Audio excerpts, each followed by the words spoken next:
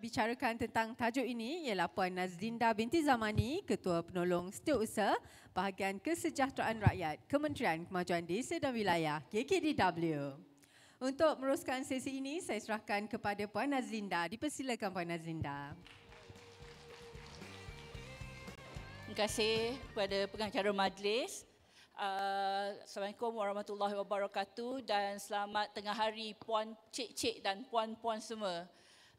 Semangat lagi ke untuk sesi petang ni ke dah mengantuk-mengantuk ke? Semangat semangat. Saya difahamkan hari ini kita ada crowd daripada pelajar-pelajar UiTM, usahawan-usahawan daripada agensi KKW seperti Kemas, Rizda, Mara, ada JPKK, ada NGO, so crowd yang besar.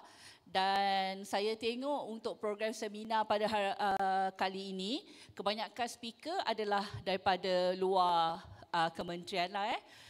Saya berterima kasih kepada pihak Infra yang sudi menjemput saya untuk sama-sama saya berkongsi mengenai beberapa program di bawah Kementerian Kemajuan Desa dan Wilayah, di mana saya berharap cik-cik dan puan-puan semua dapat bantu kami untuk mengenal pasti golongan SASA ataupun puan-puan sendiri yang nak mohon kalau berkelayakanlah untuk program ni. Okey, saya Nazlinda daripada Bahagian Kesejahteraan Rakyat. Saya tahun ni dah 9 tahun di Kementerian Kemajuan Desa dan Wilayah lah.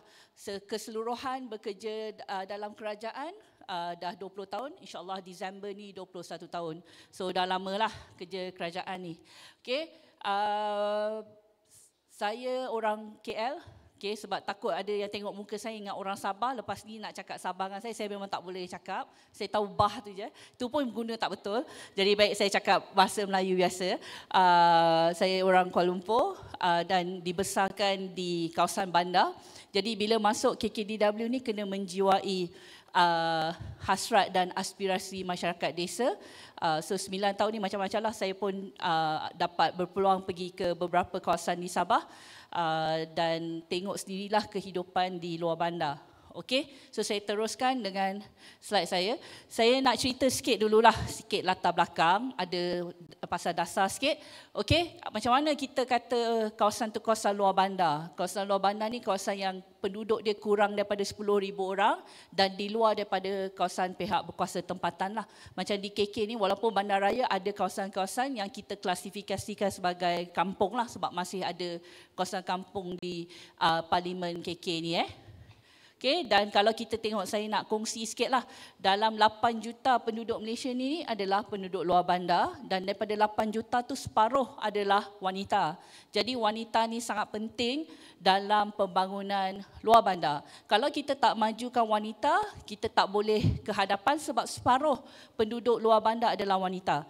Dan wanita sebenarnya juga antara penyumbang kepada tenaga kerja di luar bandar dan juga kepada orang kata pendapatan kepada penduduk luar bandar. Jadi kalau kita terkebelakangkan wanita, kita tak bantu golongan wanita, jadi hasrat kita untuk membangunkan luar bandar sejahtera, semua tu tak akan tercapai.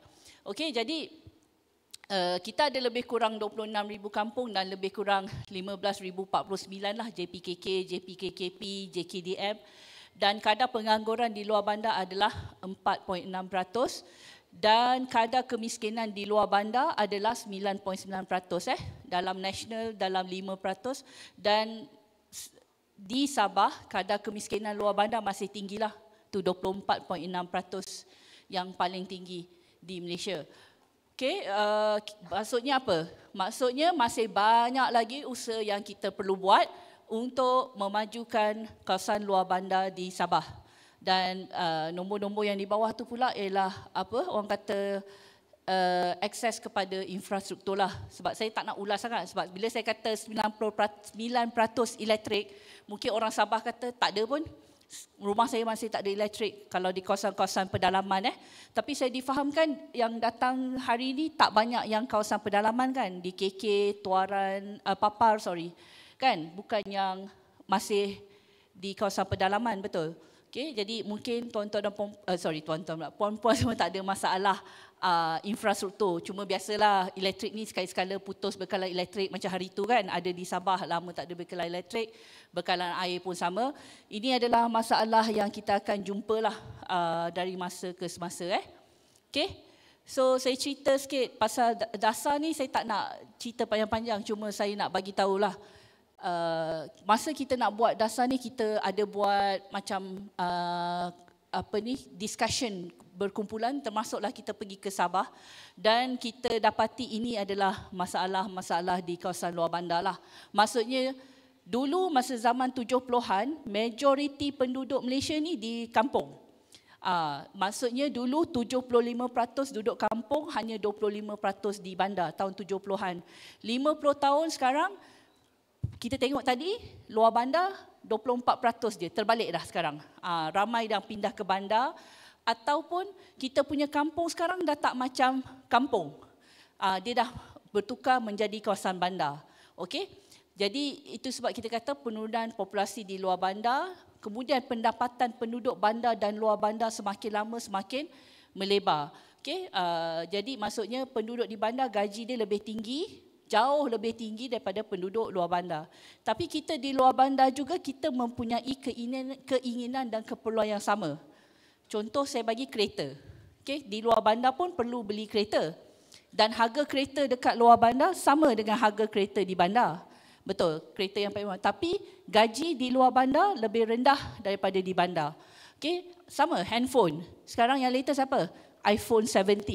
Saya tak tahu harga, saya tak pakai iPhone, saya orang Samsung, saya Android. So, siapa orang iPhone tahulah harga, tapi iPhone 17 saya dengar berapa dah? 8,000, 9,000 ke 10,000? 8. Okey, budak UiTM, sorry, saya macam dah tua dah saya. Budak UiTM tahulah, dia muda-muda kan, dia semua kejar yang latest. Okey, so 8,000, okey. Jadi iPhone 17, 8,000, harga bandar luar bandar sama. Jadi kalau gaji penduduk luar bandar tu kurang, macam mana kuasa membeli mereka? Kuranglah kan? Okay. So kita kena majukan penduduk luar bandar kita.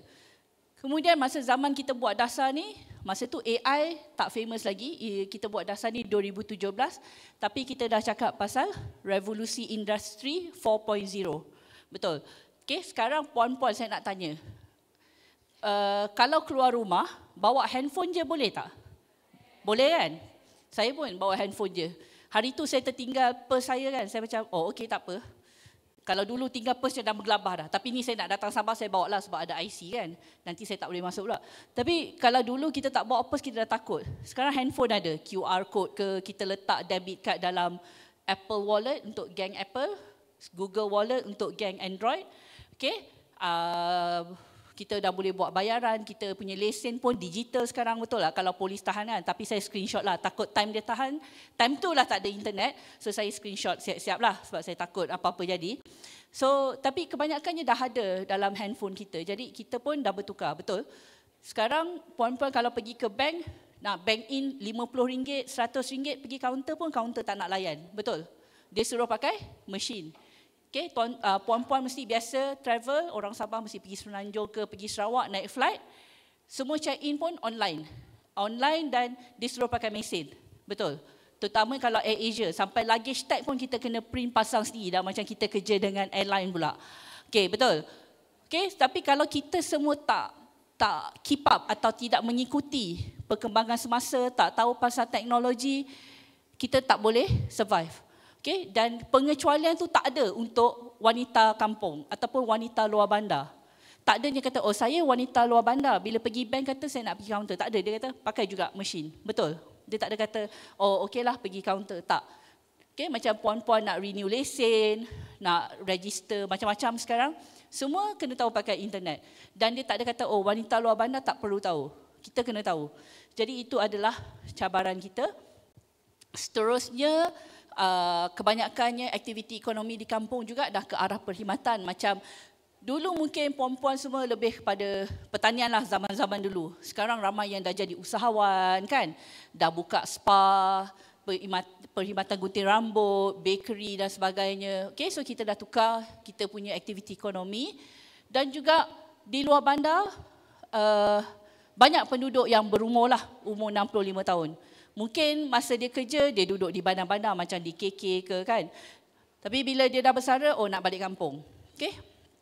Mungkin macam hari tu saya pergi ke Ranau, ke Kundasang, tempat dia cantik, nyaman kan. Saya berangan tengok banyak tanah, kata kalau saya kaya saya beli tanah kat situ kan. Buat rumah yang menghadap Gunung Kinabalu.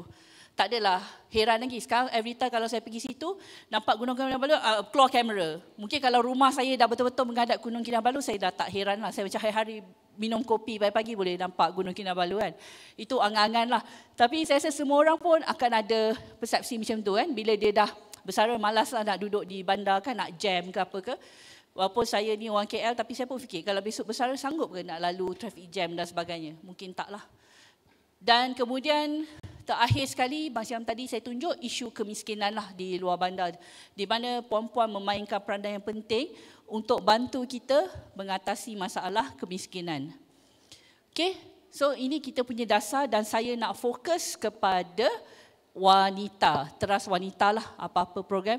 Sebenarnya kalau puan-puan nak tahu, kementerian kami antara kementerian yang selain kementerian wanita yang kita punya dasar bagi penekanan kepada peranan wanita. Sebab kita kena akui, bila kita nak buat dasar, kita kena fikir apakah cabaran yang dihadapi oleh wanita, terutama wanita luar bandar lah.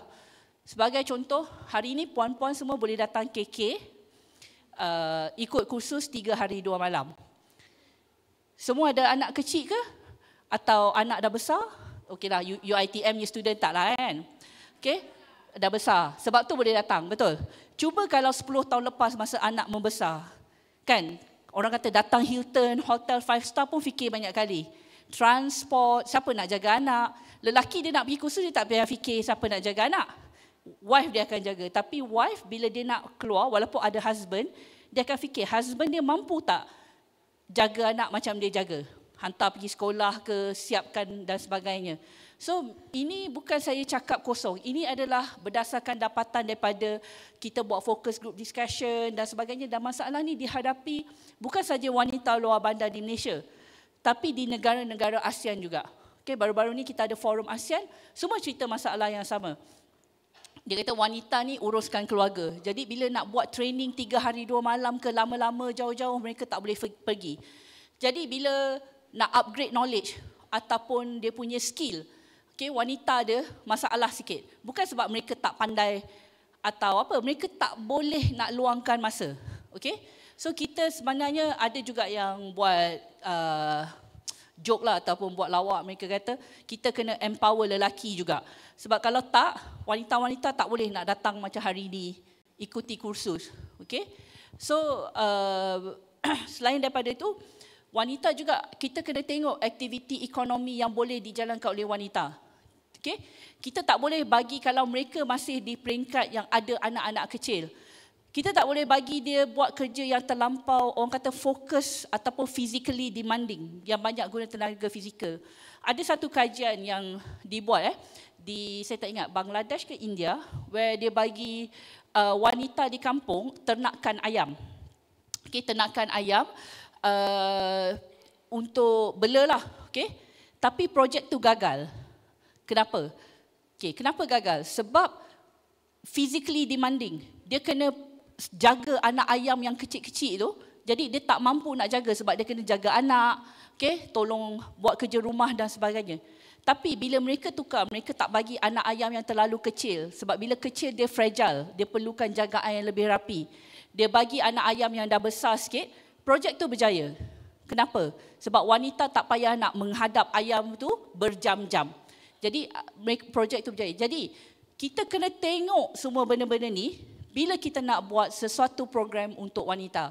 Kita jangan pukul rata je semua program yang sama untuk lelaki wanita. Sebab kita kena faham apakah cabaran yang dihadapi oleh wanita. So adik-adik yang di UiTM besok bila kerja, katalah kerja kerajaan ke apa ke, bila buat program, you have to tengok benda-benda ni semua. Okay, jangan pukul rata. Sebab orang kata, oh, women empowerment, equal rights. Yes, equal rights, but we are not standing on the level playing field.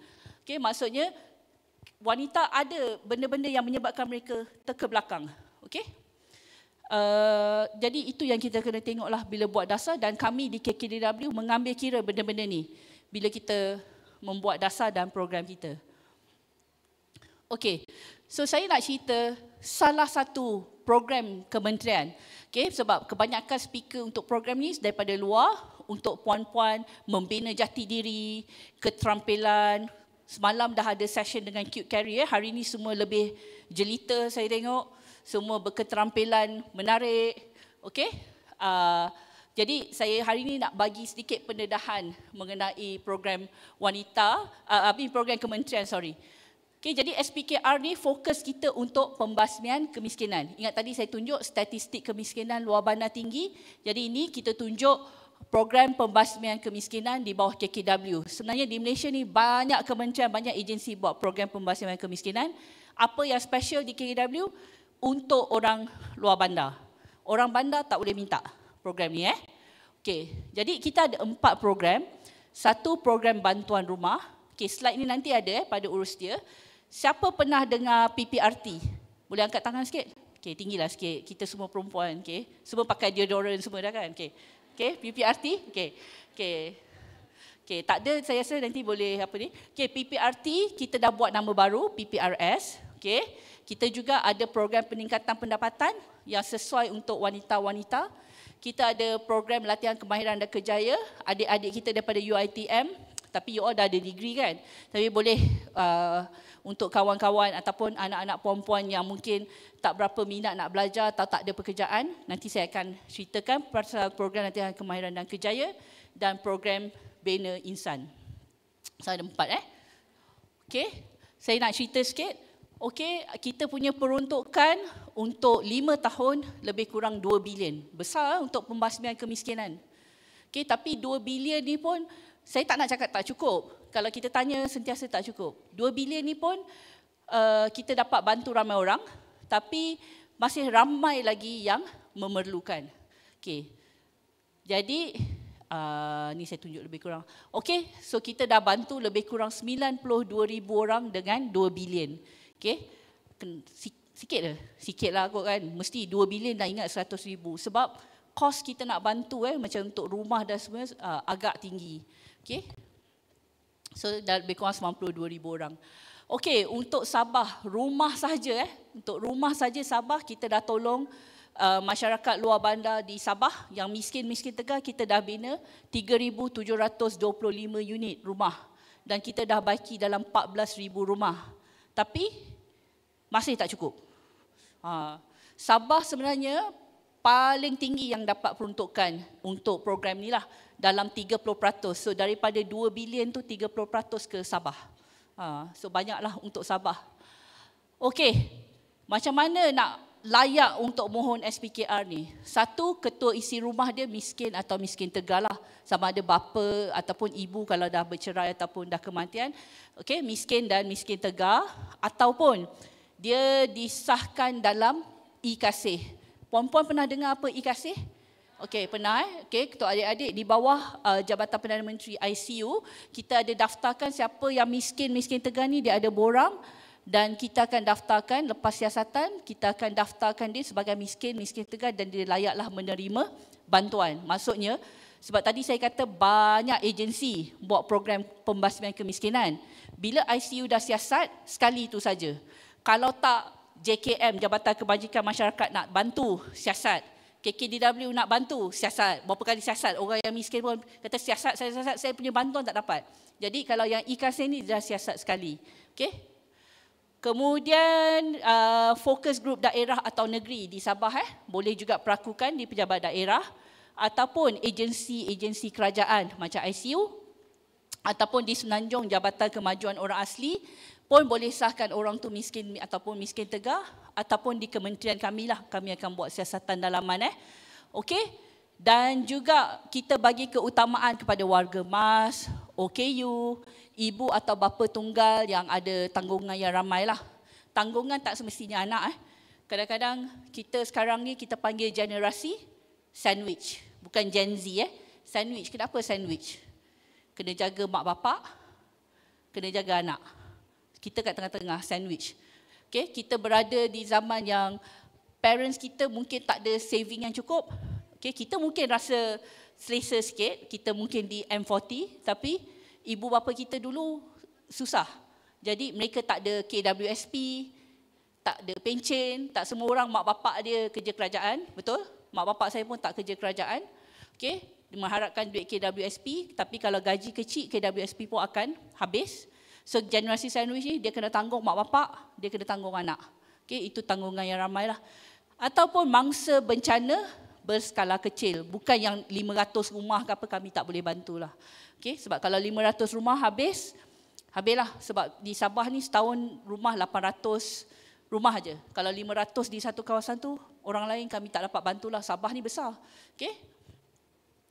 Jadi, okay, kita pergi kepada rumah dululah. Okay, saya nak bagi tahu, rumah ni sekarang kita ada nama baru. Kita dah tak panggil PPRT, kita panggil Program Perumahan Rakyat Sejahtera lah. SMJ lain. SMJ bawah kerajaan negeri, itu duit kerajaan negeri. Desain rumah pun lain. Kami masih Program Perumahan Rakyat Sejahtera sebab kita nak bagi nama tu positif sikit lah. Okay.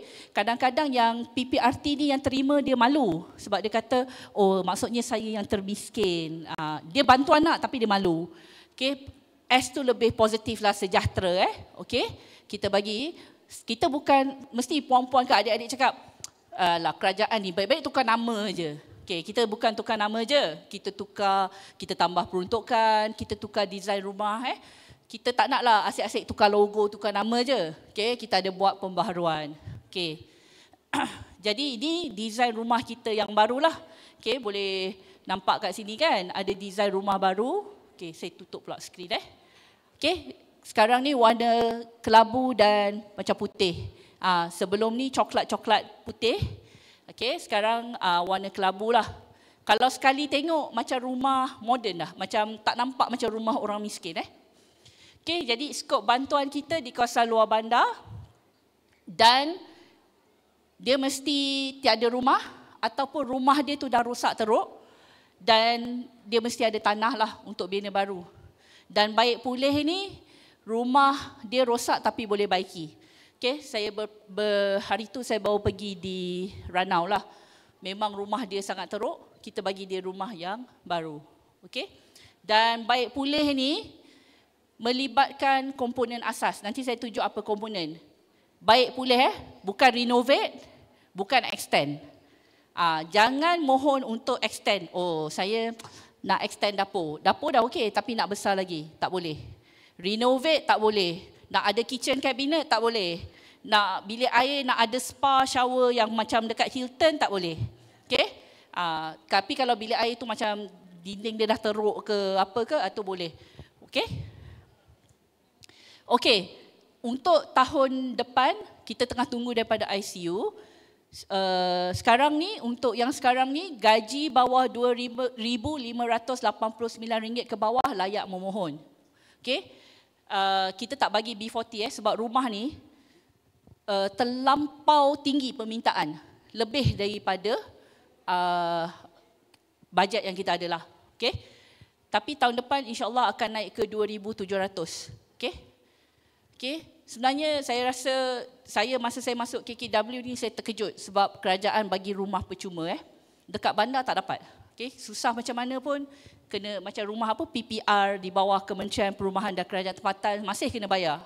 100 lebih dan sebagainya. Tapi SMJ lah kan, pun free kan. KKDW pun bagi free. Okay?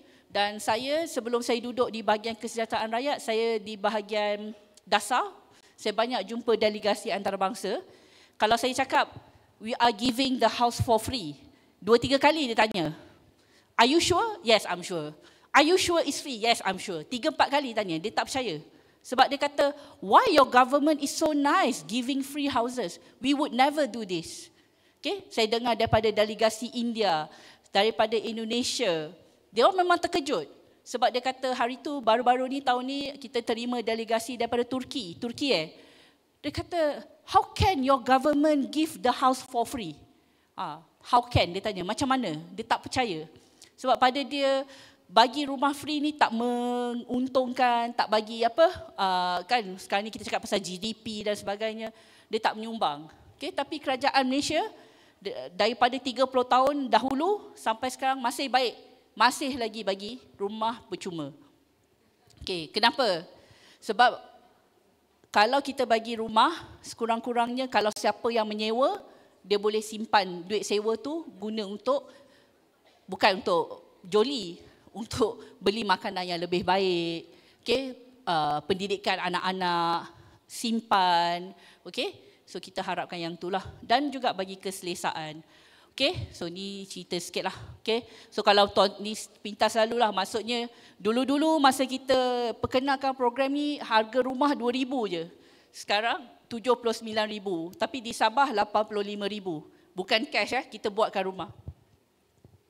Kalau bagi cash takut tak jadi rumah nanti. Sama juga baik pulih 20,000. Okay, okay, so untuk tahun ni dah habis dah kuota. Sabah dapat 127,852 unit banner baru, 2,729 unit baik pulih. Paling tinggi. Bukan sebab pilihan raya saya kena cakap. Memang tiap-tiap tahun Sabah tinggi.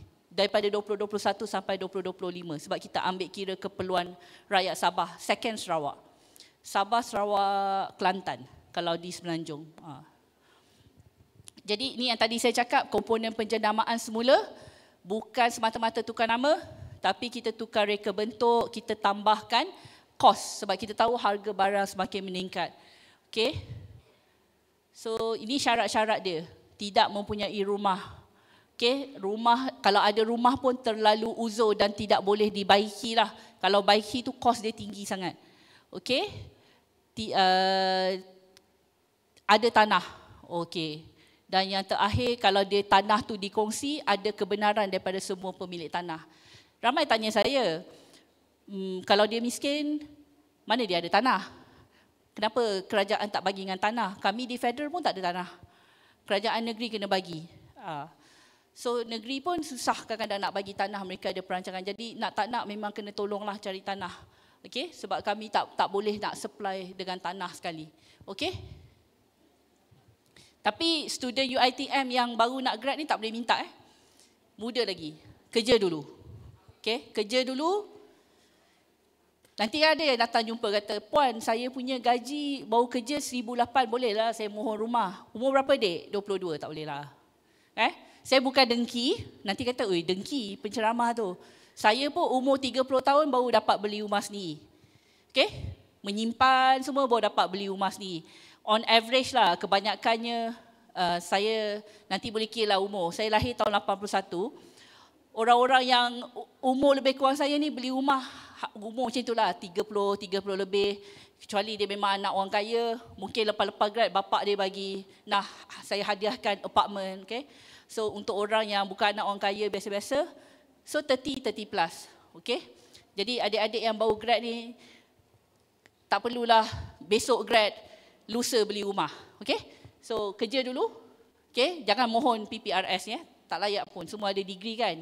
You should be able to get a good job and buy your own house. Yang ni kita reserve untuk orang yang memang dah tak berdaya lah. Okay? Untuk baik pulih, okay, sama juga rumah dia uzur, rosak tapi masih boleh baiki. Dan macam yang saya kata tadi, dia dapat kebenaran lah. Dan bukan untuk renovate rumah. Okay, ini design baru kita. So yang atas tu gambar gambar ni lah, artist impression. Bawah ni sebenar lah. Motor tu kita tak bagi Nanti kan ada yang dapat rumah tanya, "Puan, mana motor? Dalam gambar puan tunjuk itu ada motor." Motor tidak diberikan dengan rumah Okay, langsir semua tak ada. Okay, rumah je. Kerusi plastik pun tak ada. Okay, tikar getah pun tak ada. Memang simen lah. Okay, kosong. Tapi kadang-kadang kalau ada kontraktor yang baik, dia akan bagilah sebab dia faham orang susah, kadang dia bagilah tikar getah. Okey, kita boleh bina. Dulu kita ada satu design je, sekarang kita boleh bina melintang ataupun menegak lah. Okey, so kita tunjuk rumah ni.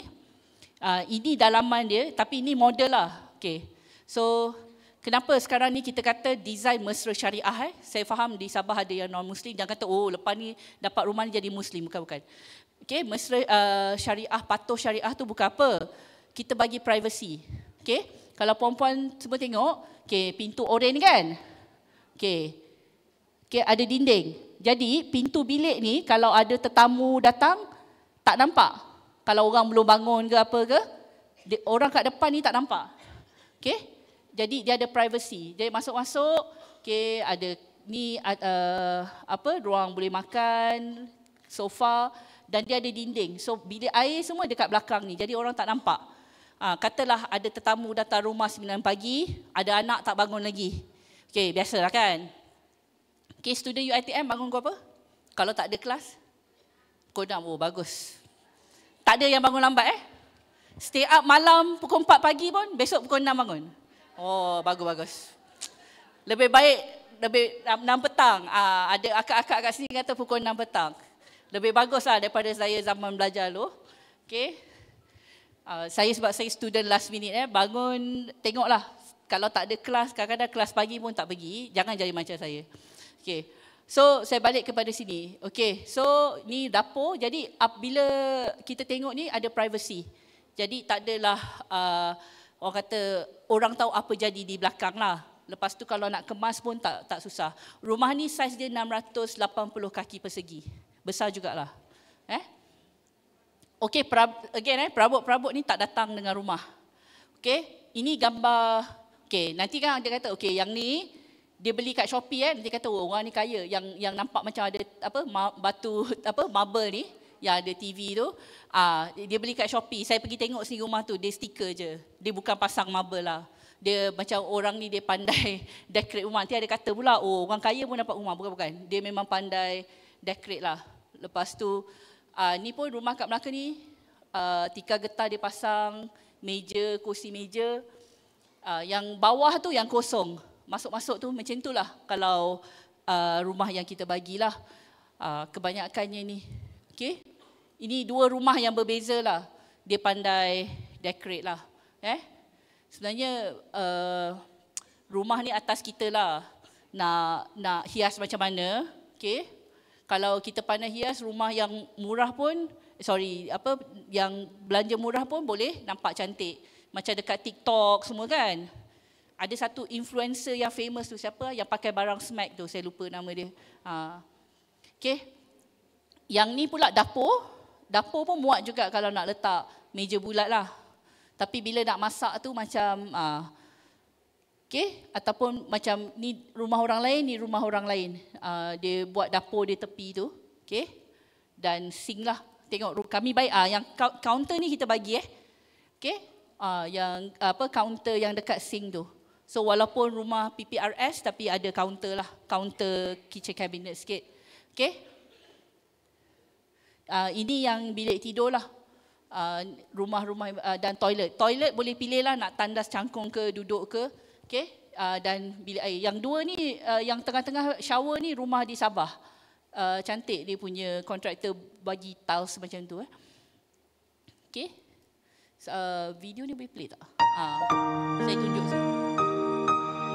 Ni projek di Perak lah.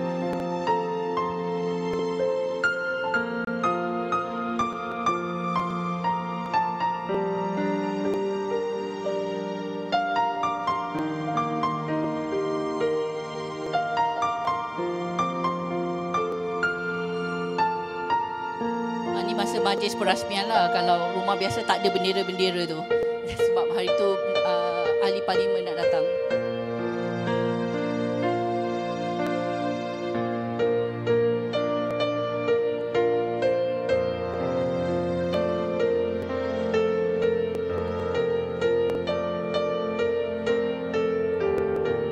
Saya semua datang melawat rumah saya ni. Terima kasih juga pada Datuk Seri yang telah memberi rumah ni kepada saya kan. Tapi terima kasih juga pada Datuk Syarul, juga pada Giat Mara yang telah membinakan rumah ni untuk saya semua. Saya terharu sangat.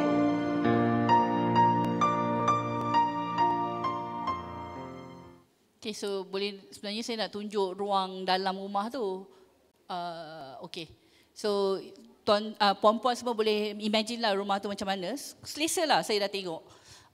Kalau untuk family yang kecil, kalau nak duduk 10 orang tu mungkin sempit lah. Tapi kalau 6 orang semua tu okey. Okey? So ini yang tadi saya cakap pasal baik pulih. Okey, ini komponen-komponen dia lah, termasuk pendawaian elektrik. Kebanyakan rumah di kampung yang bila saya pergi lawat, mereka tak menitik beratkan sangat pasal wiring. Wiring elektrik ni bersepah-sepah, berselirat wire. Okay, kalau ada ribut ke apa ke, itu yang rumah senang terbakar tu. Okay, macam dekat Sabah kan banyak rumah atas air semua kan. Wiring tu mereka tak ambil berat. Okay, jadi wiring pun kita bantu untuk buat jugalah. Okay, ini proses dia secara sepintas lalu. Okay, kita akan dapat nama daripada pelbagai sumber. Lepas tu kita akan siasat lah. Kami akan siasat sebab kadang-kadang kat sini yang puan-puan lah bantu, terutama JPKK ataupun penduduk kampung. Boleh bantu kami lah, betul ke orang ni miskin? Kita pun kadang-kadang dia cakap dia miskin tapi sebenarnya tak. Ataupun dia cakap dia tak ada rumah, tapi sebenarnya dah ada rumah. Jadi puan-puan boleh bantulah, terutama yang JKDM di sini, JPKK kalau ada, bantu kami untuk sahkanlah. Kalau orang tu layak, bagi tahu layak. Kalau tak layak, bagi tahu tak layak. Boleh cakap masa kami datang siasat tu lah. Kalau segan nak cakap depan orang tu, boleh tarik ke tepi. Sebab kadang-kadang ada yang kes berlakon lah. Ada, saya dah pernah jumpa. Dia berlakon. Dia tunjuk rumah yang buruk. Bukan rumah dia pun. Dia kata dia duduk situ semua. Bila kita dah lulur semua, pap-pap tengok. Dia tak guna sangat pun. Kemudian nombor 2, biarlah orang kampung yang duduk dekat situ. Maksudnya, sebab baru-baru ni masa kita ada buat, kita menyertai satu pameran, ada orang tanya saya, puan kalau saya nak mohon tapi untuk bersara besok boleh? Maksudnya nak buat rumah untuk persaraan. Dia belum bersara lagi. Tak boleh. Banyak orang nak pakai rumah sekarang. Kita tak ada macam nak tunggu 10 tahun nanti baru nak duduk, itu kita tak nak layan. Kita ini bayangkan orang yang tak ada rumah, yang susah, saya pernah tengok rumah level memang nak runtuh, memang rosak. Orang-orang yang ni kita nak tolong. Macam hari tu yang masa di Ranau tu, tanah dia itu je, kesian saya tengok. Itulah tanah dia, jadi bila kita nak kena robohkan rumah yang diduduk sekarang, sebab kita nak buat rumah atas tanah dia bina macam bangsal je daripada zinc. Dengan seorang anak dia sakit. Jadi panas hujan, toilet dekat sebelah, toilet dia pun paras bahu saya je. Jadi itulah tandas, itulah bilik air. Jadi dia memang nak sangat rumah dia siap cepat sebab dia duduk tak selesa. Dan kita dah siapkan rumah dia, cuma ada masalah lambat sebab ni sambungan elektrik dengan air lah. Yang kadang tu yang buat lambat. Sebab kita punya rumah ni sekali dengan air dan elektrik. Bil kita tak bayar. Ni lagi satu. Kadang-kadang kan, saya bukan nak kata apa, saya minta maaf perempuan, saya harap jangan kecil hati. Kadang-kadang kita ni terlampau sangat bergantung dengan bantuan kerajaan. Sampai semua nak suruh kerajaan bantu. Macam saya duduk bandar dulu, masa rumah saya bumbung bocor, bapak saya tak boleh call ahli parlimen ke apa untuk suruh repair bumbung, repair lah sendiri. Macam tingkap, kan tadi perempuan tengok tingkap di Sabah tak pakai tingkap nakul kan, kebanyakannya pakai tingkap yang dah moden tu kan. Sebab saya rasa di Sabah pencuri tak pecah rumah sangat. Bukan, maksudnya kalau kita buat design yang tingkap biasa tu kena pasang grill. Jadi kami tak boleh sponsor grill lah. Tapi di Sabah saya tengok ramai yang mohon sebab dia kata okey je di Sabah ni, kalau kat kampung selalu tak ada kes-kes pecah masuk lah. Tapi di Semenanjung kita still pakai tingkap nako yang ada cermin-cermin tu kan. Jadi saya pernah pergi tengok rumah yang dia punya cermin dah pecah pun tunggu kerajaan datang tolong. Tak juga harap duit kerajaan, tak boleh ke beli sendiri. Kadang-kadang ada benda tu RM20-30 je saya rasa. Okey, balik kepada proses ni, perempuan dah bantu. Okey, kemudian kita akan buat siasatan. Lepas buat siasatan, kita punya agensi akan buat pembinaan dah. Dan kita akan ada tempoh tanggungan 6 bulan lepas rumah tu siap. Okey. Ni proses dalam betul. Jangan risau, slide ni nanti ada. Saya ada bagi dekat Urstia. Okay. Dan juga kalau macam di Semenanjung Malaysia, Sabah Sarawak, kadang-kadang kawasan rumah tu di pedalaman, kita akan ada tambahan lah kos ekstrim. Okay. Untuk ni lah. Ni memang kes sebenar lah. Okay. So, kalau ada, bag. Ni untuk pengangkutan semua. Okay, ini tambahan lah. Ini nanti pihak kontraktor akan mohon. Kalau dia tengok ke dalam sangat rumah tu ke kan. Okay, so kalau ada JKDM, JPKK di sini, okay, satu peranan puan-puan adalah untuk boleh sahkanlah ni borang guna tanah. Okay, kalau tanah tu berkongsi ke apa ke.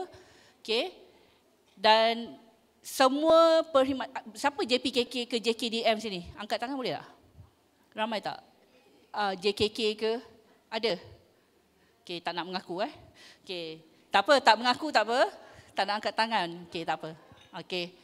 Semua kerja-kerja ni tak ada fee tak ada charge perkhidmatan Okay. Okay, adik-adik ke semua yang di sini pun, kalau lepas ni ada saudara mara yang mohon ke apa, borang semua percuma tak dibayar, tak perlu bayar.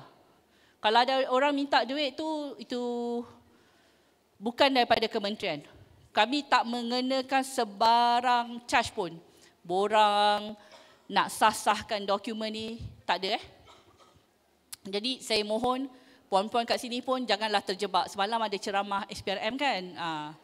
Jangan terjebak minta upah, minta nak sahkan ni RM2 lah, duit tabung lah apa, tak ada Tak ada. Tak nak, saya tak nak dengar. Sebab saya dah dengar saya cakap ni. Okay. So ni, okay, borang guna tanah. Kedua, pengesahan pendapatan. Ni pun ahli JPKK ke JKDM ke apa boleh sahkan pendapatan lah. Okay. Nanti boleh tu, again tak ada sebarang charge. Okay. Tapi sahkan ni betul-betul lah. Kalau orang tu gaji dia RM5,000, kalau dia tulis RM2,000, puan-puan janganlah sahkan. Kalau dia mampu ke apa kan, janganlah sahkan. Banyak lagi orang lain yang memerlukan rumah ni Okay. Dan juga borang pengesahan penerima lah. Yang ni saya memang ada dengar. Saya memang ada dengar keluhan lah daripada pihak kontraktor. Bila rumah siap, nanti kontraktor akan minta saksi lah daripada kalangan JPKK ataupun ketua kampung untuk sahkan. Okay, saya dengar ada yang minta 500 semua Jangan. Okay, jangan minta duit ni. Okay, kalau kadang-kadang bila kontraktor tu dia ada untung lebih, kadang dia bagi balik dekat orang yang mohon rumah tu.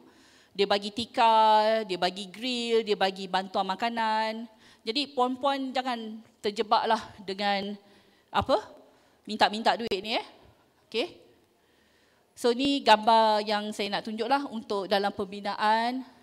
Okay, ni masa kita nak repair bumbung. Cuma bila baik pulih ni tak nampak beza lah sebab kalau tak cat kan. Okay. Ni baik pulih dinding, lantai. Kita juga ada rumah bertiang. Di Sabah banyak. Ini memang rumah yang di Sabah ni gambar ni.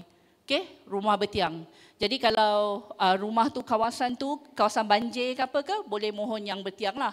Cuma kadang-kadang saya difahamkan ada orang kampung yang tak nak. Sebab dia kata rumah bertiang ni tak nampak macam rumah di bandar lah, rumah moden. Tapi pada saya cantik je. Tapi tak tahulah. Pada saya daripada nak kemas rumah setiap kali banjir, sebab nak rumah tu macam rumah orang bandar, kan, baiklah ambil je rumah bertiang ni. Tak payah nak kemas-kemas, kan. Kalau perlu lebih tinggi boleh bagi tahu. Kita punya bahagian teknikal, arkitek dan engineer kita akan buat calculation lah sebab dia kena matchkan tiang tu dengan beban. Okay? Pada saya cantik ni, pada saya lah. Saya tak dapat tengok lagi yang dah siap sebab dekat Sabah ada lebih kurang 11 biji yang sedang buat. Nanti bila siap saya akan buat video jugalah. Pada saya cantik je. Okay? Ni gambar lama lah. Okay. Alright. Soalan kita tunggu lepas habis boleh? Saya pasti mesti ada soalan. Okay. Kedua, saya nak cerita sikit pasal program peningkatan pendapatan. Ini sesuai untuk puan-puan yang usahawan. Tapi yang B40 lah. Ada ke usahawan T20 kat sini? M40? Ada pun tak mengaku lah. Semua suruh. Tak nak mengaku kan? Nanti kita tengok gelang dia berapa banyak.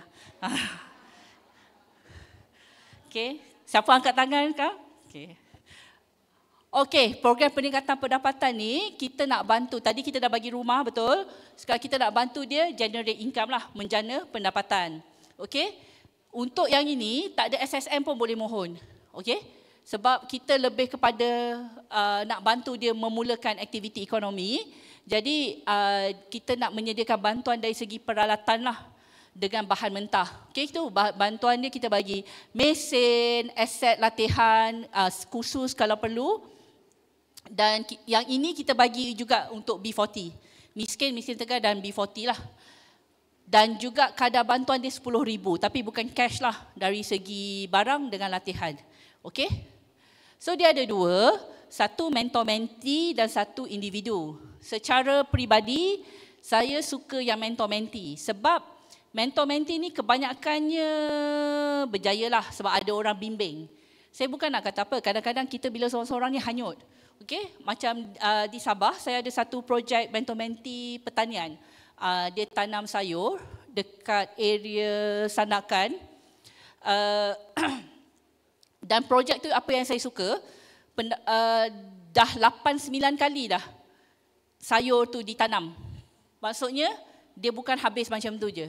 Berapa kali puan-puan kat sini dah dengar, ada usahawan kemas, Rizda pun ada kan? Yang pertanian, contoh buat fertigasi cili. Okey, buat fertigasi cili 3 bulan kan? 3 bulan ke 4 bulan. Lepas tu dia jual cili dia. Duit jualan tu habis. Bila nak masuk second cycle, tanya balik. Bukan kerajaan patut bagi ke benih balik semua tu? Okey, tapi bila yang mentor-mentee yang saya tengok di kawasan Sandakan tu, bagus sebab mentor dia ajar. Okey, dia jual 500, dia tanam sayur-sayur orang Sabah je makan. Saya tak ingat nama dia. 500, dia kata modal dia RM50 je. Lepas dah ada peralatan kan, dia punya benih semua tu RM50 je. So dia ajar. Okey, RM50 letak tepi. Okey, jadi beli benih, bayar elektrik, air semua. Bayar pekerja, dia ada pekerja seorang. Lepas tu 450 dia punya. Jadi dia ajar macam tu. Jadi berdisiplin. Jadi tak adalah orang kata satu cycle je dah habis dah bungkus. Sama, kita dah tengok banyak kes cendawan, cili dan sebagainya. Okey, so yang ni itu mentor-mentee. Individu pun boleh lah. Kalau puan-puan ada projek individu, okey, nak menjahit ke, gunting rambut, spa, makanan, nak buka warung dan sebagainya. Cuma kita minta, walaupun tak ada SSM, tapi ada pengalaman lah. Contoh, seumur hidup tak pernah buat goreng pisang, tiba-tiba minta bantuan nak jual goreng pisang. Kan? Resepi pun tak ada. Resepi pun tak ada. Okey, macam mana? Okey. Jadi ataupun nak menjahit baju, pergi pun kursus asas jahit baju kemas je. Bawah kemas 2 hari ke 3 hari kan. Tak belajar betul-betul nak ambil upah jahit baju macam mana. Kan sebab kemas pun saya tengok kursus dia ada macam-macam kan. Dia ada yang peringkat pertengahan kan. Ataupun mungkin baru belajar jahit tepi dan nak jahit baju kurung. Kan? Macam mana tu? Kan? Belajar solekkan pun baru belajar asas dan nak make up pengantin. Macam mana? Jadi kita minta ada ilmu sikit lah. Kalau tak ada kita boleh train juga. Boleh nyatakan lah nanti memerlukan latihan. Okey? Sama jugalah macam kerepek ke buat jus ke apa adalah. Okey? Sorry saya lupa nak cerita. Dan kita akan pantau dan bimbing dalam masa setahun. Maksudnya every 3 bulan puan-puan kena bagi tahu berapa pendapatan atau apa masalah. Kita bukan bagi tinggal je kena tunjuk ada penambahbaikan. Jadi sebelum mohon kena pastikan boleh tak capai KPI. KPI kita kena tingkatkan pendapatan 30% daripada yang sebelum ni. Okey, kalau boleh baru mohon. Okey. Ni taburan lah.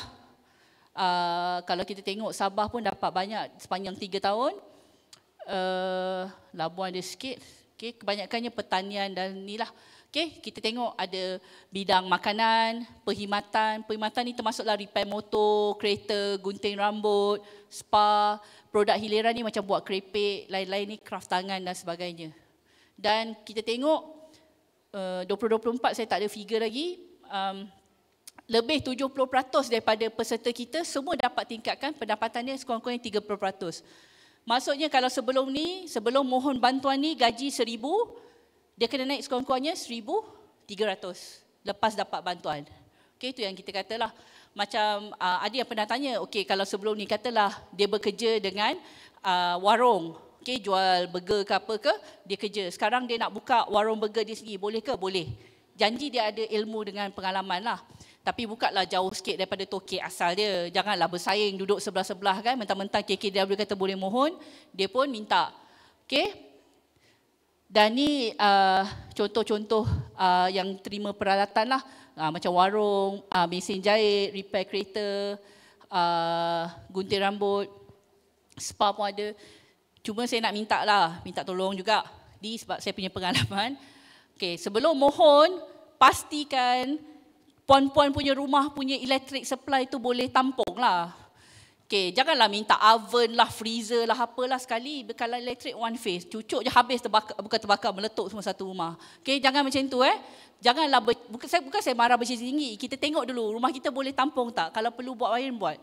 Ni tak, minta freezer. Semua yang high voltage, freezer lah, mixer lah, apa sekali. Bila nak cucuk plug tak boleh support. Habis, rosak peralatan. So pastikan rumah boleh tampung dulu bekalan elektrik tu. Nanti jangan nanti dah bagi, nanti saya datang kata kenapa tak guna puan? Elektrik tak boleh tak boleh support. Freezer tu macam baru lagi. Bukan macam, memang baru pun, tak pernah buka. Ataupun mesin jahit tu tak pernah berjalan. Ataupun letak bawah rumah ke, letak dalam store ke. Atau lebih teruk, apa yang lagi tu? Jual. Okey, tak baik Kalau tu ramai sebenarnya yang mohon daripada apa yang kami ada. Setiap tahun dalam 1,000 lebih peserta. Okey, setiap tahun kita hanya ada 1,000 bajet untuk 1,000 orang. Satu Malaysia yang mohon 3-4 ribu. Kan? Dan kita pilih tu kita atas niat baik. Jadi saya harap perempuan jangan jadi golongan macam itulah. Okey, ni contoh yang buat pisang goreng boleh. Okey. Okey, ni saya share kisah kejayaan. Yang ni dia buat produk hiliran. Sebelum ni gaji dia 1,000, lepas dapat bantuan semua dia dapat naikkan pendapatan dia ke 4,000 sebulan. Okey, yang kedua, yang ni paling laku. Saya tak pasti di Sabah, tapi kalau kat Semenanjung confinement lady tu famous tak? Famous. Terkenal kan? Jadi saya rasa antara yang banyak buat duit ni confinement lady lah. Bakal-bakal pelanggan mungkin adik-adik UiTM ni besok bila dia kahwin, dia dah ada pendapatan tinggi. Zaman sekarang macam mak-mak dah tak boleh nak jaga, mak mertua pun busy, mak sendiri pun busy. Jadi mereka akan hire confinement lady. Jadi kalau kita tengok ni, daripada 500 sebulan, kejar ke 5,000. Okey, sikit lagi. Yang ini craft tangan, daripada 900 ke 3,400 lah dia buat ukiran kayu. Dan juga kedai makan. Daripada 1,008 ke 4,800. Okey, so sebelum saya ke seterusnya, kita akan ada break kan? Okey. So saya serahkan semula pada MC. Terima kasih Puan Nazlinda atas perkongsian. Hadirin sekalian, sesi kita akan berehat sebentar. Sambil itu marilah kita nikmati persembahan nyanyian daripada Malahani Felas Band. Dipersilakan.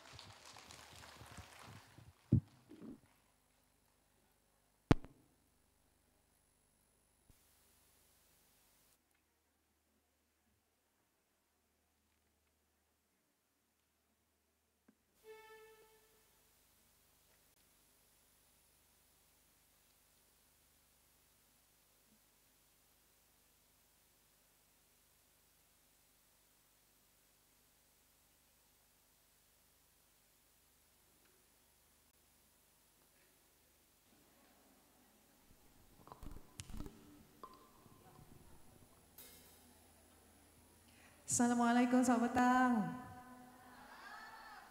Kakak-kakak saya masih okey? Mau menari lagi? Mau? Okey, kita bagi regang-regang bahu, regang-regang badan sikit ya. Okey.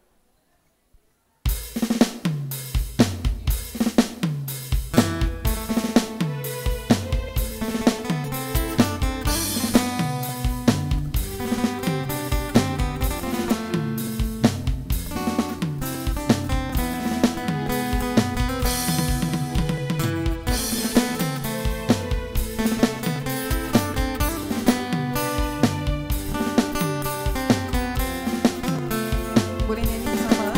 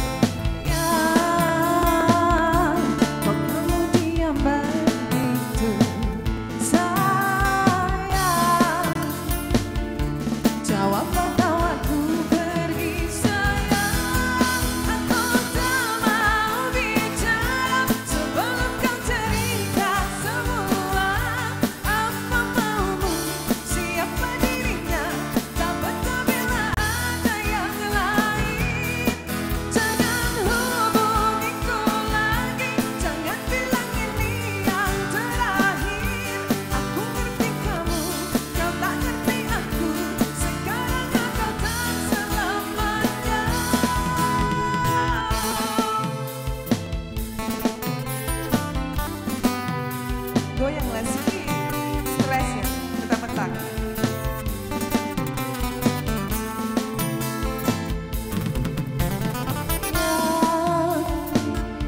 Jangan kira ku tak tahu, tak mudah kau bodoh ini. Tolong dengarkanlah aku. Tapi sayang, masih pantaskah kau ku panggil sayang? Aku tak mau bicara sebelum kau cerita semua. Apa maumu, siapa dirinya, tak betah bila ada yang lain. Jangan hubungiku lagi, ini bisa jadi yang terakhir. Aku ngerti kamu, kau tak ngerti aku. Sekarang atau tak selamanya.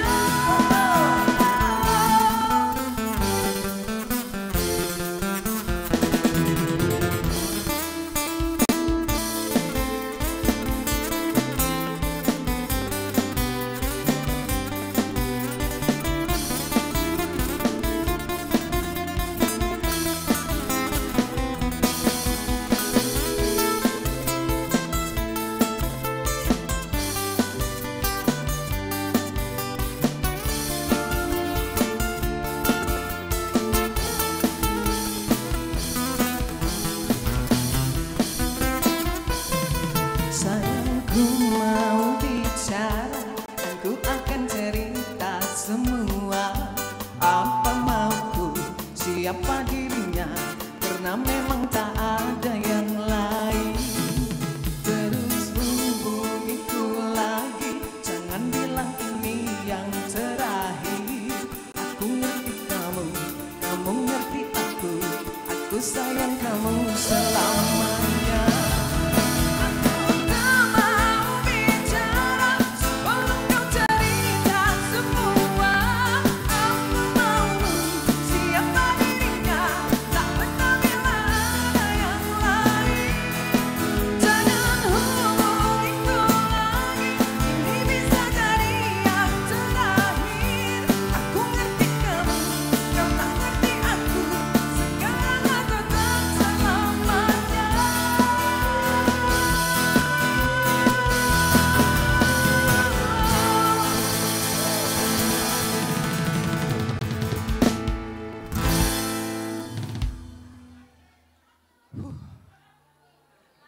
Susah lagu tu ya.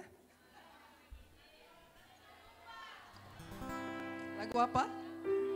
Lagu Zumba? Jangan Kak, nanti malam kita berzumba.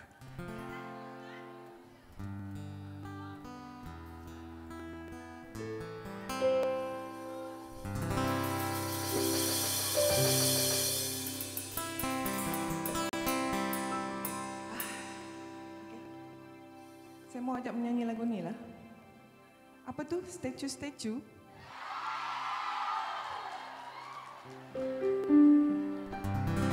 Oke, ready ya?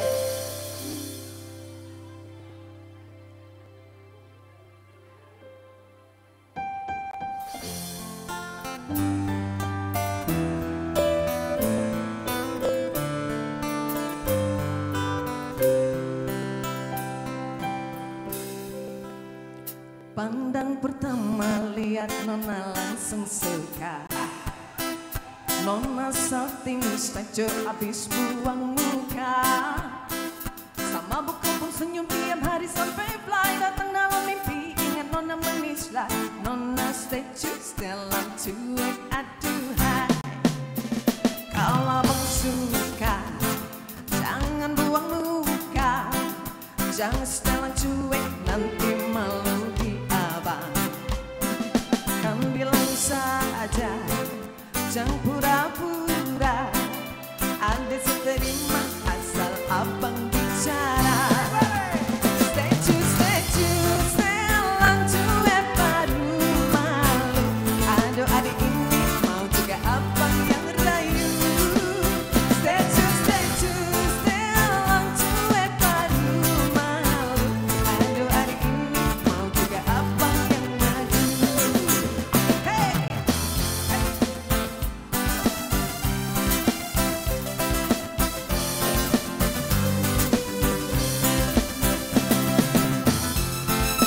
Goyang bawah sedikit. Jangan sampai pengenah. Kalau Nona suka, jangan buang muka. Jangan sama cuek nanti malu di Nona. Kan bilang saja, jangan pura-pura. Ada seterima asal abang Nona bicara. Hey! Statue, statue, setelan cuek baru malu. Aduh hari ini mau juga abang yang rayu. Statue, statue, setelan cuek baru malu.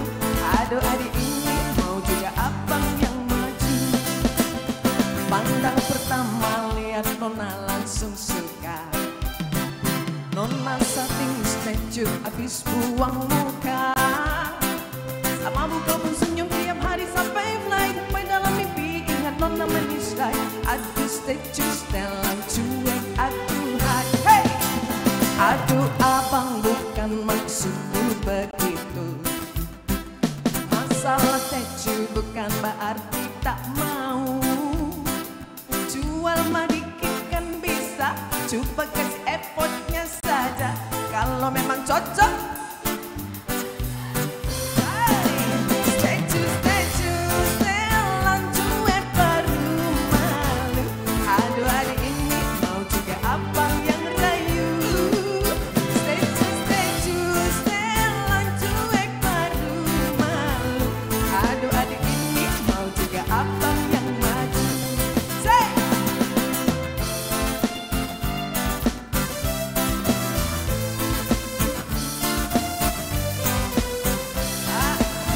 Yes, say!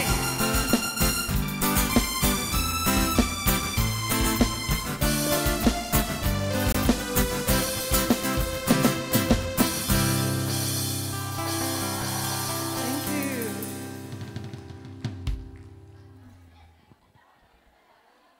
Terima kasih Malahani Fellas Band atas persembahan yang menghiburkan itu tadi.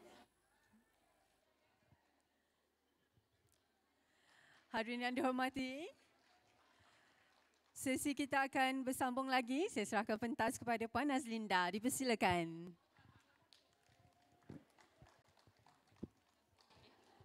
Terima kasih MC.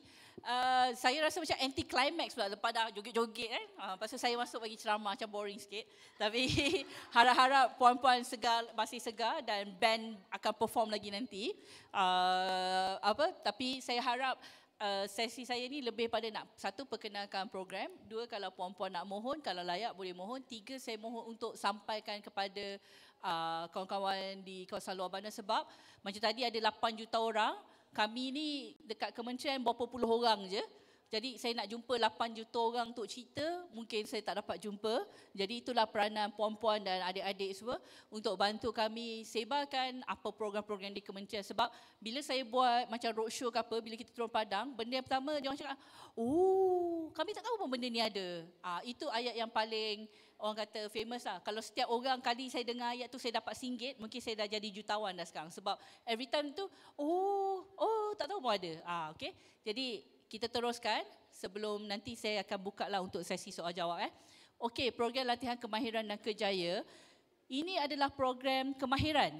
Okey, macam adik-adik UiTM kita tu memang academically brilliant, talented. Okey, tapi bukan yang saya kata orang yang buat skill ni dia tak talented atau brilliant. Mungkin dia memang tak minat akademik. Ada orang memang jenis macam tu kan.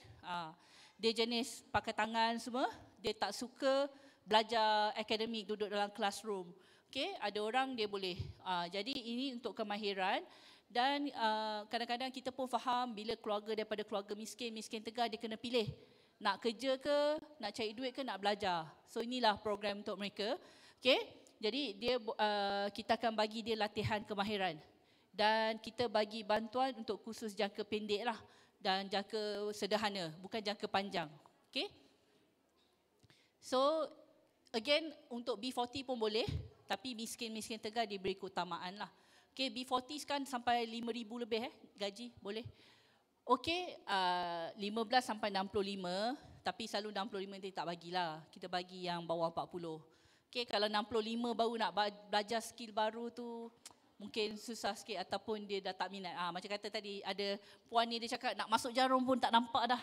Kalau nak menjahit kan. Bukan saya cakap, ada akak saya cakap.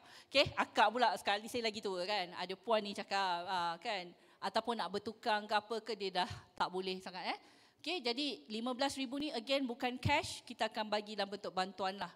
Okay. Jadi apa yang best program ni, kita ada jaminan kerjaya. 70% akan dapat kerja, sama ada kerja atau berniaga. Untuk program kita sekarang, kita nak orang yang ataupun penyedia latihan tu, kalau boleh dia dah ada kontrak dah dengan mana-mana syarikat untuk ambil pekerja. Saya bagi contoh, ada vendor kepada Telekong Siti Khadijah. Semua kenal kan Telekong Siti Khadijah? Okey, dia ada penyedia latihan ni, dia ajar belia-belia ni menjahit, kemudian terus kerja dengan dia. Untuk jahit telekong ikut spek, dia dah bagi dah. So dia terus dapat kerja. Ataupun oil and gas, terus dapat kerja. Dekat Sabah ni kebanyakannya kursus oil and gas dengan hospitality. Hospitality ni macam kerja di hotel frontline, habis terus kerja dengan hotel. Okey, sebab kita nak dia terus dapat menjana pendapatan. So kita punya modul pun employment needs, apa yang majikan nak. Dan juga tempoh kursus ni jangka pendek. Sebab kita faham, belia-belia ni nak cepat dapat gaji. Kalau kita buat kursus yang lama, dia rengsa lah sebab dia tak ada pendapatan. Okey? Dan juga kita akan pantau dan kita ada kerjasama strategik lah. Okey, ini bidang-bidang dia banyak. Ada 21 bidang. Tapi kita akan pilihlah dari semasa ke semasa mana yang mendatangkan lebih banyak peluang pekerjaan. Okey, ini syarat-syarat dia. Sama juga, mesti satu warga negara Malaysia lah. Semua program kita kena warga negara Malaysia Okey, sekarang semua Budi 95 semua kat Sabah pun dapat kan? Budi 95 kan? Kena ada IC. So samalah ni. Okey, had umur tak 15 tahun ke atas, keutamaan pada 40 tahun. Okey, tak perlu ada SPM, tapi mesti tahu baca, tulis dan kira lah. Okey, dan juga tahap kesihatan yang baik dan tidak terlibat dalam penyalahgunaan dadah. Committed lah, committed. Dan juga kalau dia tak pernah ikuti mana-mana kursus, kita bagi keutamaan. Dan kalau dia dah habis tahap 1, tahap 2, dia boleh teruskan ke tahap 3. Ni gambar-gambar yang semasa latihan lah Okay. Dia ada classroom sikit, tapi lepas tu terus ke lapangan. Okay. Ini kadar bantuan dia, kita akan bagi allowance lah. Sebab kita faham tak duit, makan minum pun ditanggung. Kebanyakannya kursus kita ni lah kurang 3 bulan ataupun 3 hingga 6 bulan.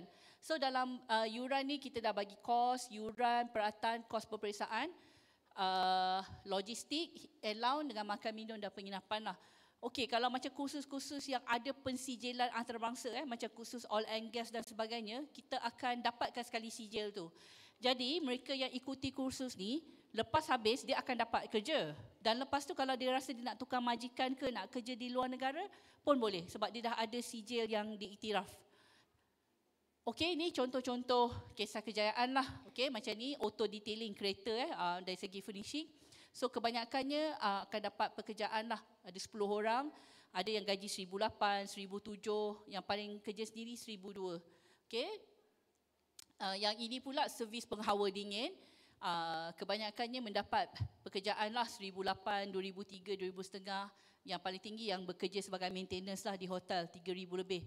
Okay, tapi servis aircon ni sekarang ni semua orang perlukan servis aircon kan, sebab rumah semua panas, kebanyakannya ada aircon. Jadi mereka juga boleh buat side business sendirilah. Sebab repair aircon kalau di Semenanjung, kalau servis 100.5, kalau inverter 200. Dia tengok berapa horsepower. Bayangkan kalau dapat sehari dapat 2-3 rumah pun, kalau sebulan dah berapa kan? Katalah sehari 600, sebulan dapat berapa dah? Yang ini, yang tadilah perhotelan. So kalau kita tengok ni, perhotelan ni mereka dapat kerja dengan gaji yang okey lah. Semua ni di kawasan Port Dickson.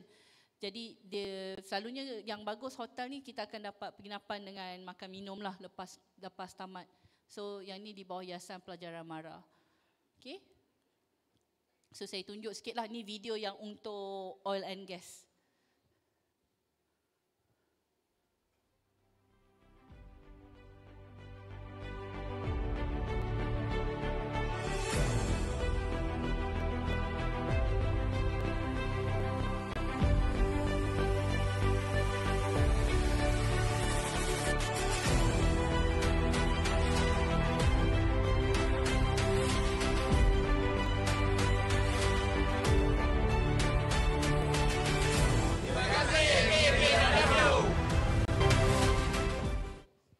So ni saya tunjuk sikit lah contoh. Kalau tadi kita tengok 3,800 average income jadi saya rasa okey lah untuk mereka yang mungkin sampai form 3 ke kan. So mereka ada orang kata alternatif lah selain daripada bekerja sendiri dan sebagainya. So itu alternatif dia. Jadi dia boleh dapat pekerjaan yang lain yang memerlukan sikit skill dan semuanya ditaja 100% lah. Orang kata bawa badan je. Of course, kalau nak, yelah kita allowance 200.5 tu tapi makan dah bagi, penginapan dah ada kan. 200.5 tu untuk apa? Bayar duit top up sikit. Okay? Duit minyak motor ke separuh-separuh tu nak beli motor dan sebagainya. Itulah. Okay, dan yang terakhir ialah program Bina Insan. Program Bina Insan ni lebih kepada macam motivasi lah kepada pelajar-pelajar sekolah.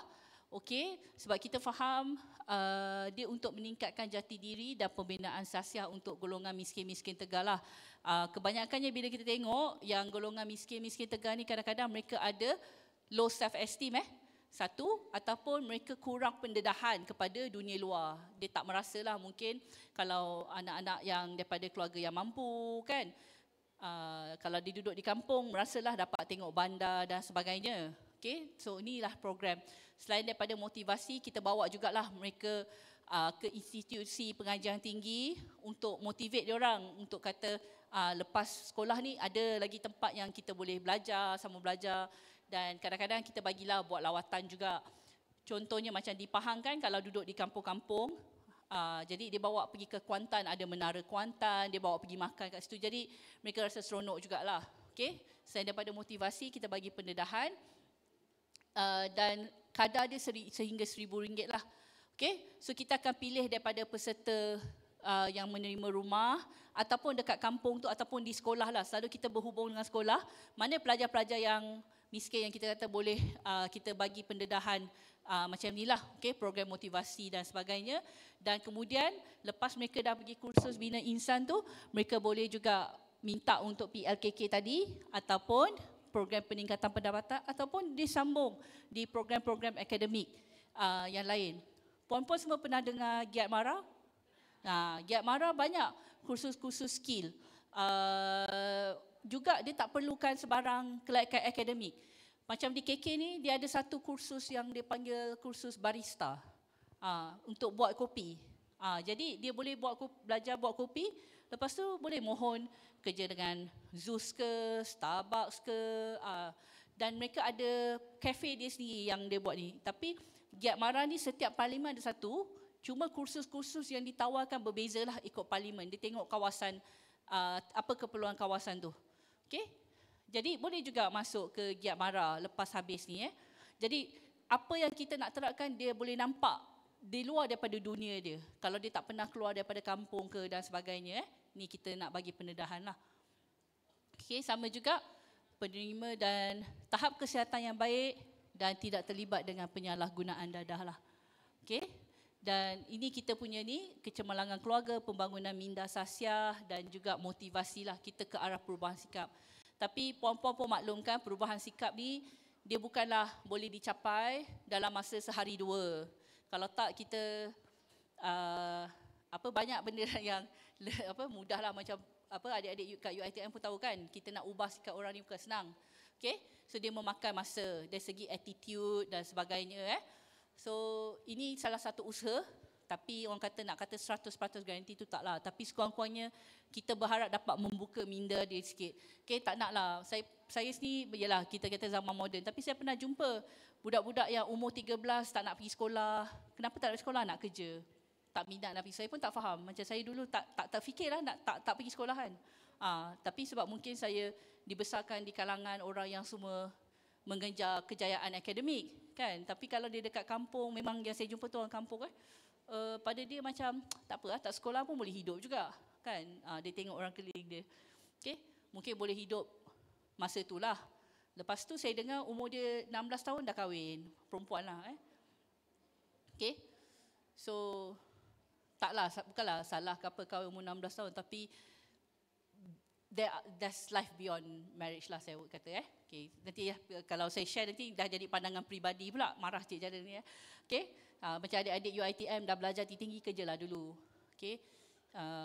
Kerjalah dulu, lepas tu kalau kahwin pun kau boleh kerjalah lagi. Bukanlah apa, sebab saya berpandangan lah, mungkin sebab mak bapak saya dah drill kan. Mereka sangat takut kalau tak kerja, kalau apa-apa jadi, kita tak boleh berdikari lah. Itu je. Itu je yang dia takut.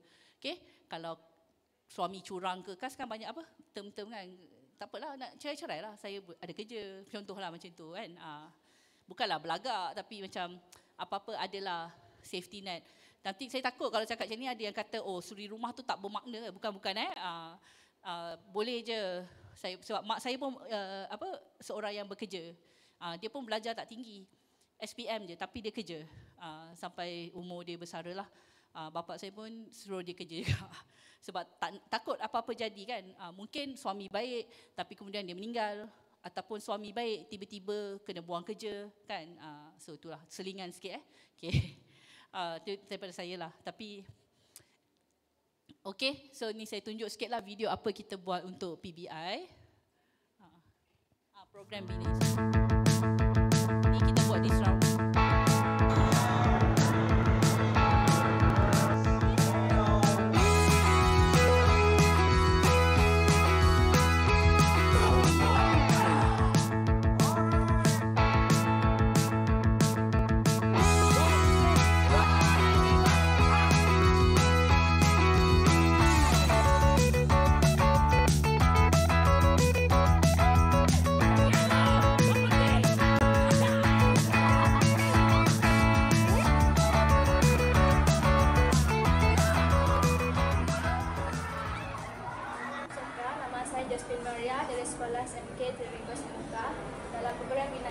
Dalam program Bina Insan ini terdapat banyak aktiviti yang telah kami lakukan.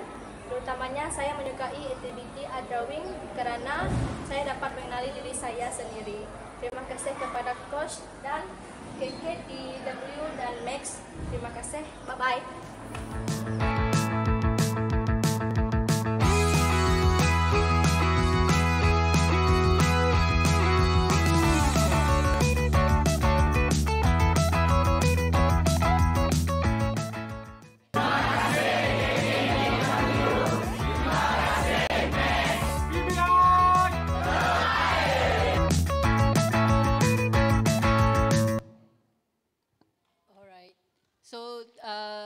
Itu tadi program-program yang ada di bawah bahagian saya. Sebenarnya KW ni banyak lagi program, bawah infra, bawah Cik Jalil pun dah ada banyak berbagai kursus. Salah satu yang seminar wanita ni.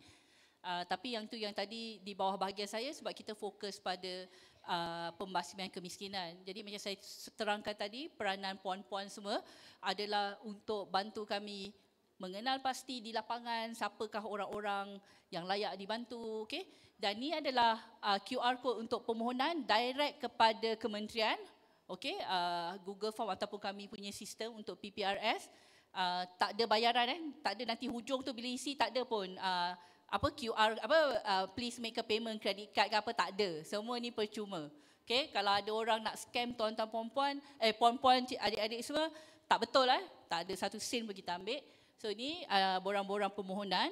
Cuma permohonan yang kita dapat daripada hari ini sampai hujung tahun akan kita bawa ke tahun depan lah. Okay.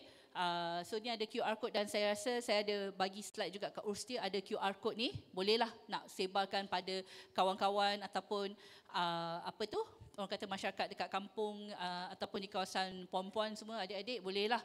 Okay.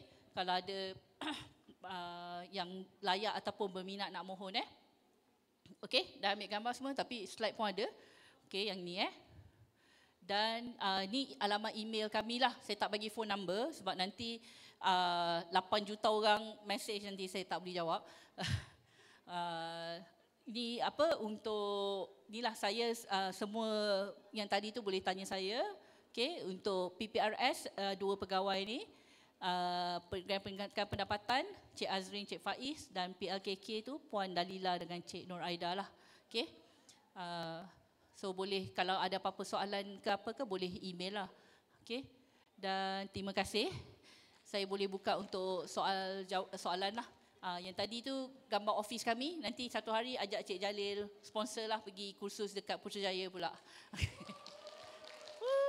Cik Jalil dah marah saya tengok dia tenung je. Kata mana aku nak cari duit pandai-pandai je. Alright, so siapa nak tanya soalan saya jemput. Saya bukalah untuk soal jawab. Assalamualaikum, selamat petang semua. Nama saya Nurtita Hayati binti Norman dari Ranau. Okey. Saya ingin bertanya, kalau sekiranya macam tiada ikasi, tapi bukanlah yang mampu sangat macam tu kan, single mom, bolehkah itu untuk mendapatkan sokongan untuk mendapatkan yang macam PPP tadi itu? Oh, program peningkatan pendapatan? Ya, boleh. macam tu. Boleh, isi Jadi, saya sudah hadir dalam majlis ni. Andai kata besok saya apply, bolehkah Cik Puan tolong kasih approve? To be honest kan, sebab kita sudah jadi wakil, jadi mata dan kaki dan tangan di kampung nanti, jadi bagilah kami special. Saya macam saya kata tadi, peruntukan untuk tahun ni dah habis. Jadi kalau saya approve pun tahun depan lah. Setiap permohonan yang kami terima, kita akan buat siasatan balik. Walaupun tak ada ikasi, kita akan buat siasatan dan kita akan masukkan dalam mesyuarat jawatan kuasa penilaian lah. So approval tu bukan daripada saya seorang, kita ada mesyuarat jawatan kuasa.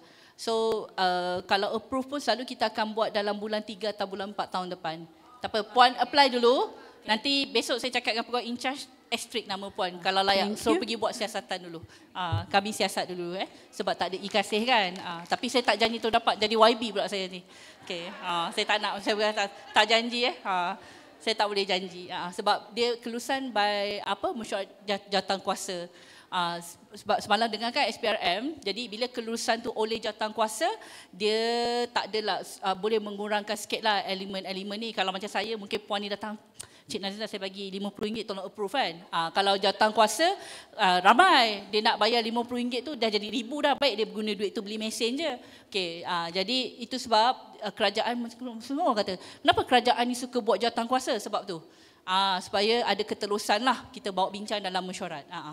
Okey, ada soalan lain? Okey je, santai-santai, jangan takut saya tak makan orang. Okey, ada? Ada adik-adik nak tanya? Tak ada? Okey, kerja dulu tu je. Okey, lain ada? Okey, tak ada soalan.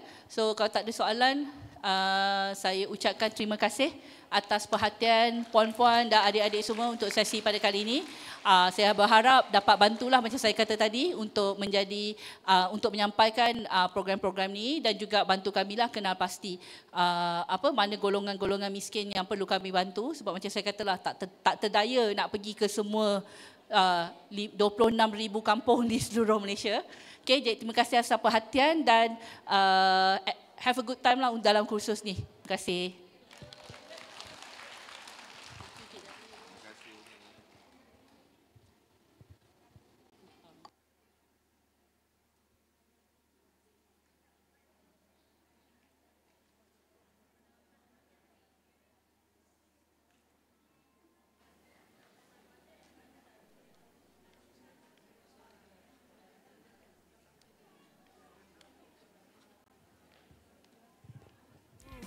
Terima kasih Puan Nazlinda atas sesi perkongsian itu tadi. Sekali lagi kita berikan tepukan buat Puan Nazlinda. Hadirin sekalian, sebagai tanda penghargaan, majlis dengan hormatnya menjemput Yang Berusaha Encik Abdul Jalil bin Ismail, Pengarah Infra diiringi Puan Rugaya Abdul Mumin, penolong pengarah kanan Infra Sabah, untuk menyampaikan cenderahati kepada Puan Nazlinda. Dipersilakan.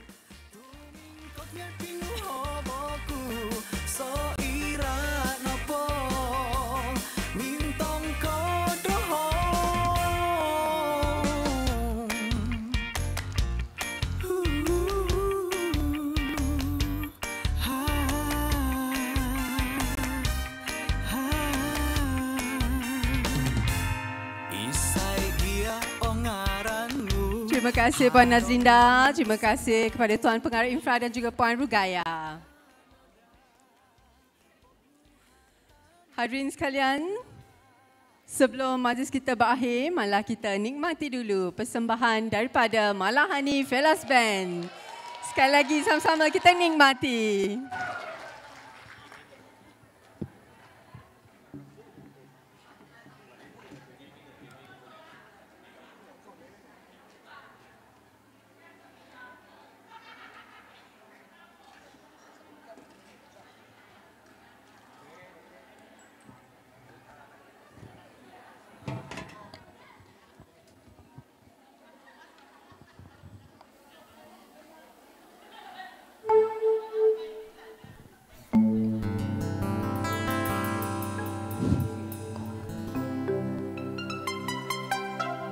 Marilah kita meregang-regangkan bahu dan kaki.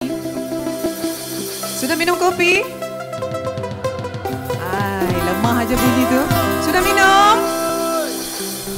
Belum? Okey.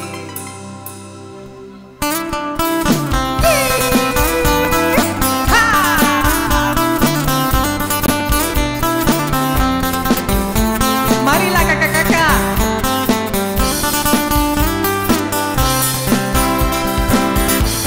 Memang aku ini anak orang miskin, tiada apa-apa yang dapat ku berikan. Engkau memang cantik, memang jiwa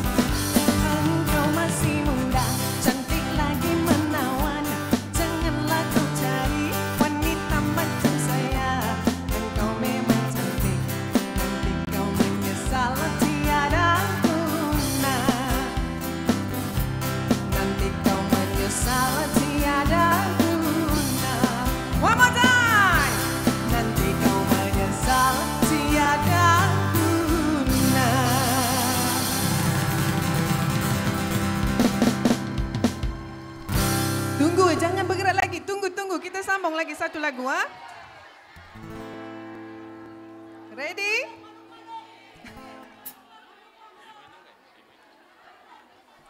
Bawa bertenang kakak-kakakku. Takut sudah saya nih. Tolong sambut nyanyian saya, oke?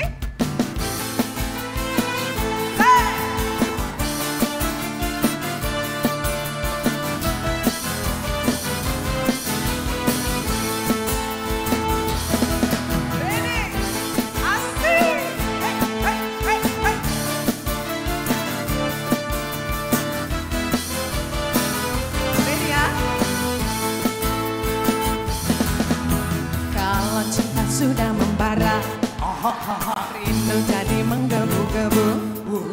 Janji-janji seribu janji, janji apel di malam hari. Pacar tuh tak ada di rumah, malam minggu jadi kelabu. Dalam hati ngomel sendiri, akhirnya aku pulang pergi. Aku tak mau malam ini kecewa.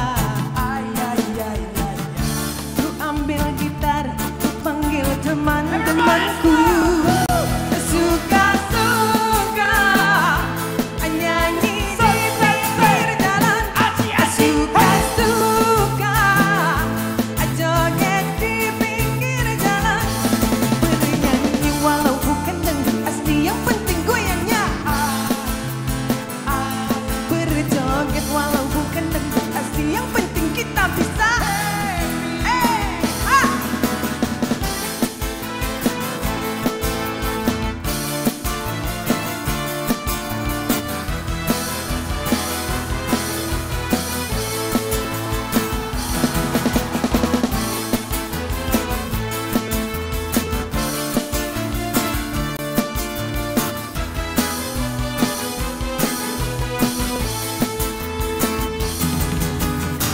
Cinta sudah membara, rindu jadi menggebu-gebu. Janji-janji seribu janji, janji apel di malam ini. Pacarku tak ada di rumah, malam minggu jadi kelabu. Dalam hati ngomel sendiri, akhirnya aku pulang pergi. Aku tak mau malam ini kecewa.